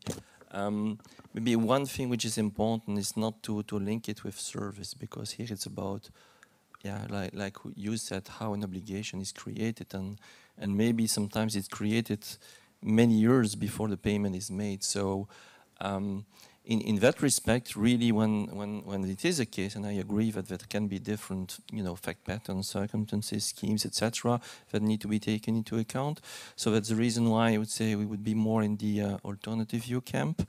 But really, when the obligation is there, the objective of financial statement, which is one, to be accountable and to be useful for the decision making, well, required to have that on the balance sheet, because otherwise, how can, you know, the long-term impact of political decisions be reflected in the financial statement? So it's really a primary objective, and I don't think we can get away with it. What is very dangerous to me is to link it with RPG1. So there is a link, but just to say that because we'll give more information in RPG1, this allows us not to give enough information on the balance sheet, is not the right debate. And especially when, for example, you talk about future taxation, etc. Again, this is about what the accrual accounting is about, is just to make sure that we take stock of reflecting all the consequences of what happened in the past, including the fact of, you know, being alive during a certain period, which gives you a number of credits which build over time. And, you know, in different countries, you can have different responses to how you treat it. But I would say conceptually, just saying it will always be the next payment that I will accrue. So just conceptually, I don't think it is consistent with the framework. It is not consistent with just accrual accounting, and mainly it doesn't give a lot of added value and informative value for the decision making. So this is probably the main point. Well, I mean, I think, you know, we're not going to solve the issue today. I think we've had the very strong case in favour of the alternative view, but there are equally strong cases for the fact that putting everything, all future costs on the balance sheet, which is the other logical extreme, actually doesn't provide useful information, for decision making. It doesn't provide useful information for accountability purposes. So we have to find a way through the middle of this, which is actually going to work in most cases. And I think one of the things that we have to accept here is as well that there is no magic bullet to this, which actually gives meaningful information across all types of future expenditure, but also all types of future income to which governments are, you know, under tax law and so on, are entitled. So, you know, I don't think we have the final solution on this, but what we are going to have to do is get to an answer. It may not be the final answer. Yeah. But, I mean, that, you know, that's where the board has to get to an answer. And we have to move on from this debate, I think. Yeah. Maybe if I can just one additional point, because you talk of the insurance approach and you say, okay, then we need to be consistent. Maybe it's good to remind why IFRS 17 in the private sector has been adopted. There, the objective was just to show the performance every year and really show more information about what is driving the profit of insurance company year on year. So there, really the focus has been of giving information on really the profits that private companies are making. Which here, if we are in the private sector, will we ever have any profit on the schemes in already from the start, or only recovery of the costs that are expected in the future? So, yeah, again, not sure the background is exactly the same in the two. I mean, that is why if we retain this, and the board is having a debate whether A, it should retain it, and if it does, whether it should retain it as an option or something which is required for certain programs, it would only apply to programs which meet fairly clear criteria. They're fully funded, they're managed as an insurance contract, and there are a variety of indicators we've picked out which have been discussed, you know, with experts to ensure that it would only be used under fairly specific circumstances. The issue is, you know, should we be applying it to all those circumstances, or should it, as on that slide, just be an option which is available to those who choose to select a particular accounting policy? Yeah, and exactly that. And there are, you know, we put forward an optional approach. There are certainly, you know, clear views coming in that it should be mandatory if it fits that, you know, that criterion. So, you know, we're going to have a look at that, but we're going to have to put it alongside things that aren't dealt with through insurance, where we are in the non-exchange environment. So, no, I'm not going to debate this any further, because I think what this has done is it shows how difficult this is, because it does depend on your perspective, and there isn't a complete answer. You know, I mean, the board has chewed this over for 15, 16 years now, and, you know, we've got to decide which route we're going to go. And that was part of the tactic, actually, in the exposure draft, that we wanted to expose both potential options. So we will wait and see what we get back in terms of responses. And I know we will get a range of responses back already from what's been said today, but also from what I know is coming back through a range of different responses. But then the board is going to have to take a view on this, because the debate has to stop. We have to get to an answer. The ambition is to complete this before my funeral.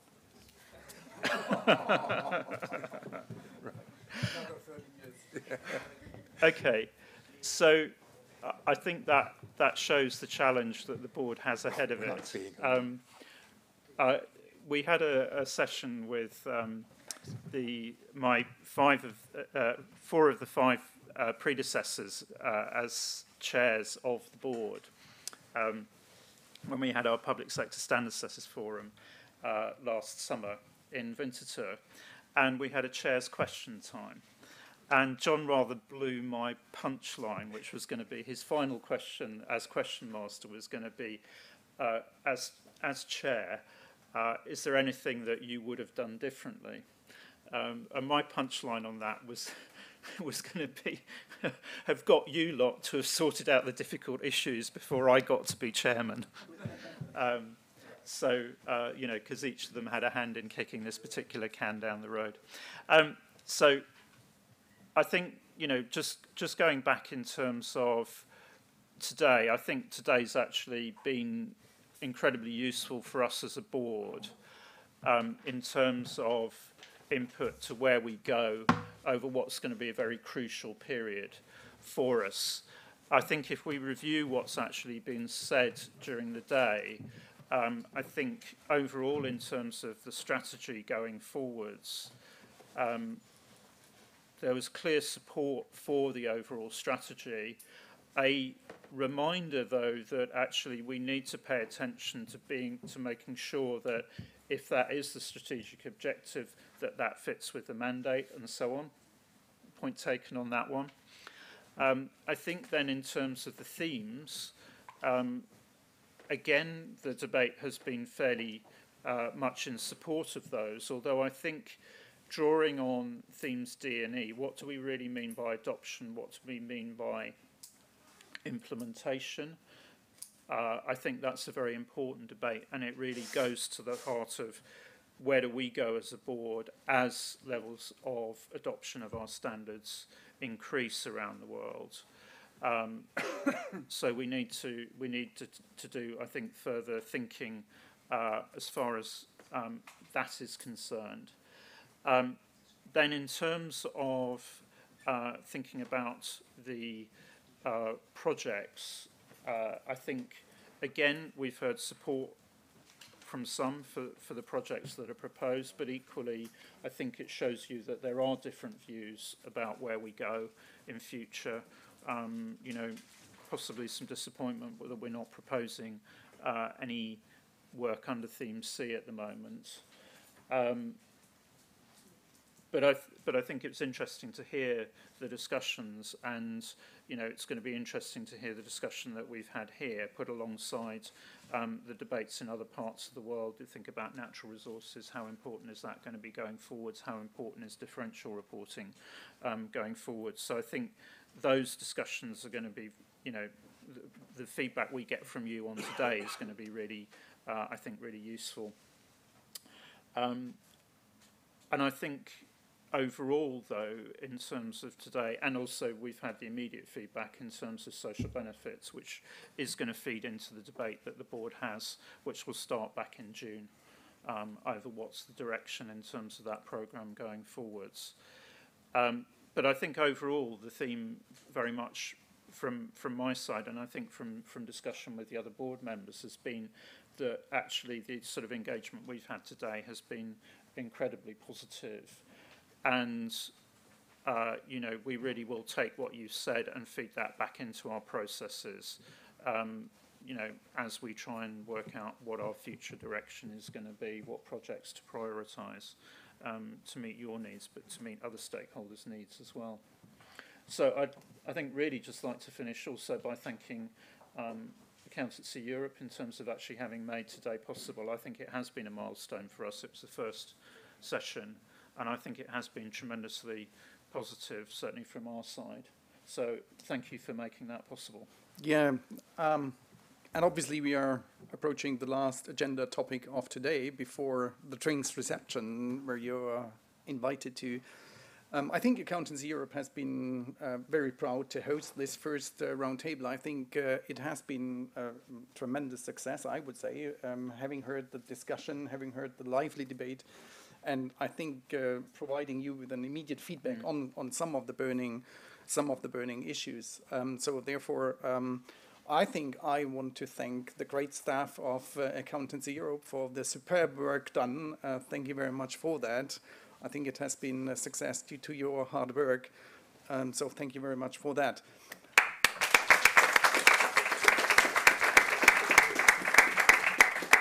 Before I move on to the last slide for today, and I promise it will be the last slide, I see Katinka through the window, staying outside, and she asked me to ask you and this is the only time where you are allowed to look at your mobile phone. She will send, or she has sent already, an email to all participants asking you for a one-click feedback, and it's promised it's only one click. Making an assessment whether you found this event helpful, yes or no. And if you could do that, I think that would be tremendously helpful for Accountancy Europe in kind of making their own assessment regarding future events, whether kind of the setting was the right setting. Where I would have an answer already, but Katinka didn't send me an email, I'm sure. So, and this is the promised last slide, and actually, I think what I would like to do is kind of a recap of what has been the discussion with the IPSAS-B regarding strategy over the years. And you see here the points which we have provided for the last strategy and work plan consultation. And actually, if you look at that, it kind of sounds incredibly current and actual. Because obviously our advice for the 2015 to 2019 program was please concentrate on standard setting and on filling the gaps. So this is kind of was asking the board to concentrate on the public sector specific issues and concentrate on filling the gaps. Certainly, I think we have talked a lot about these gaps today, and I think the last session was one of the major gaps where the board is working on. The second point was built on existing practices. So in other words, the ask and the recommendation to involve national standard setters built on the experiences of kind of governments around Europe, at least that was our perspective.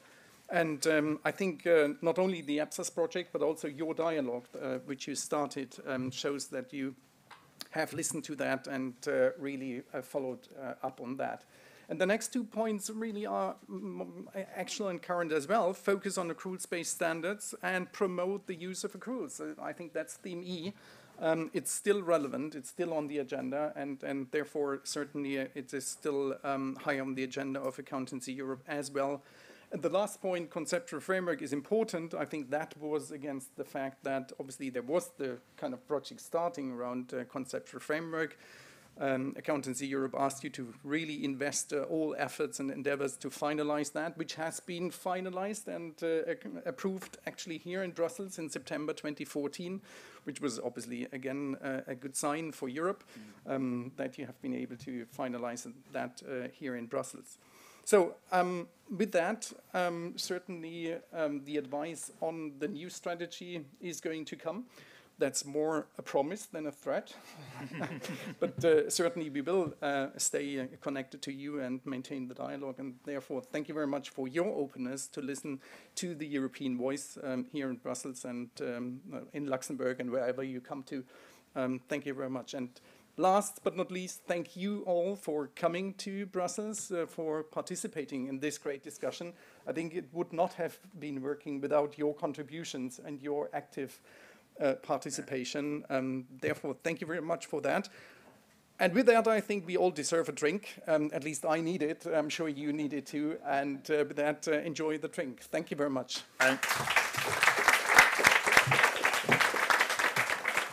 And can you put your voting forms on this desk at the front so we make sure we collect them?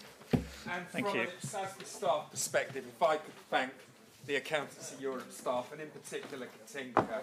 Without Katinka's organisational ability, I don't think today would have gone ahead. So thank you. Okay.